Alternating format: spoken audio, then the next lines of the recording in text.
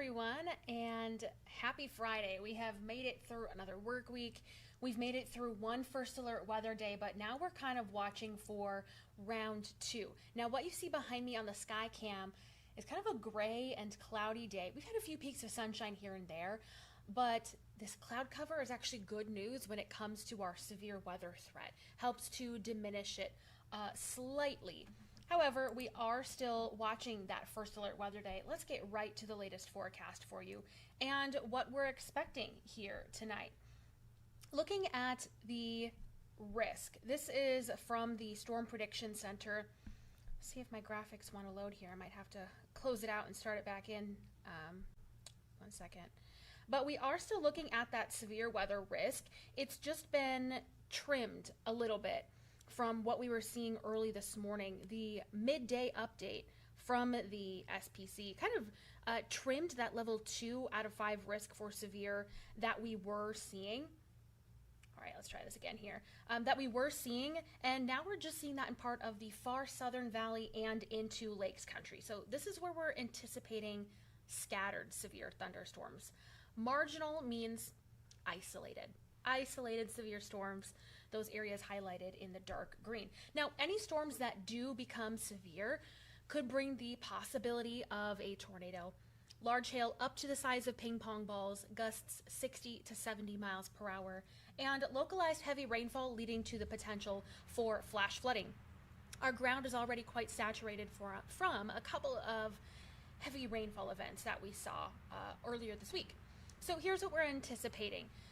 Some cloudy skies continue into this afternoon, and then that next round of storms arrives later on this evening. Now, this is the latest forecast model, one of our high resolution models, and you'll see as we head into the later evening, the storms really only clipping our southeasternmost viewing area. If you tuned in earlier this afternoon, that risk was a little bit higher, a little bit further, I should clarify, to the north. So the latest forecast data that's coming in continues to push that a little bit more to the south and east, but then extends up to the north once it's pushing into eastern Minnesota. So by and large, we're continuing to see that severe threat diminish little by little here across the Red River Valley, but could be a rocky night in other parts of Minnesota, especially off to the east. By tomorrow mid-morning, we're looking at mostly sunny skies, lots of sunshine for your Saturday, and finally a nice change of pace, a break from the storms and a break from the smoke. It's going to be breezy tomorrow afternoon. Winds are going to be out of the south and west. We do have a slight chance for a couple of showers, maybe a rumble of thunder to the north and to the northwest into parts of northern North Dakota, and maybe a couple of isolated light showers in northern Minnesota as well, but the rest of us expecting a pretty quiet Saturday. Let's break down these specifics for the severe weather potential tonight. As I mentioned, there is the possibility of a few tornadoes, mostly looking at this area highlighted in the brown. That's an isolated risk. So overall, a low end risk when we're looking at the scale of things. A low risk areas in green. As for the hail threat, an elevated potential for hail up to the size of ping pong balls highlighted here in yellow.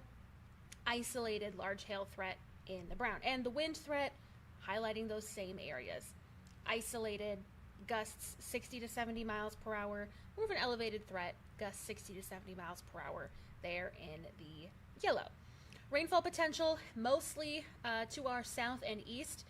This gets us through tomorrow as well, so you'll notice a little bit of rain up in northeastern North Dakota as well from tomorrow's rain showers that are going to be moving through. But mostly trending in a good direction as far as the severe potential being lower for tonight. But we're keeping that first alert weather day. We festers.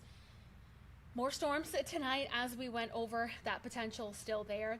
Otherwise, it's kind of a muggy afternoon and muddy too after last night's storms. This afternoon's temperatures close to 80 degrees. Then for tomorrow, much better. Drying out, temperatures comfortable, and lower humidity too, so not as muggy. In Fargo this weekend, 81 for your Saturday, 79 for Sunday. Shaping up to be pretty nice, but as I mentioned, tomorrow's going to be a little bit breezy. And I see I accidentally left the shower icon there, really small on Saturday. That's mostly, though, for northeastern North Dakota, not for the Fargo area. Still a little bit breezy on Sunday, gusts into the 20-mile-per-hour range, and Saturday you could see those gusts up to around 30 miles per hour. So let's take a look at your full forecast here. Tomorrow, breezy, as we just talked about. Spotty showers to the north and west in northeastern North Dakota. A little bit breezy on a Sunday. Then heading through the rest of the week, a very spotty chance for showers on the Minnesota side Monday. Otherwise, temperatures close to 80.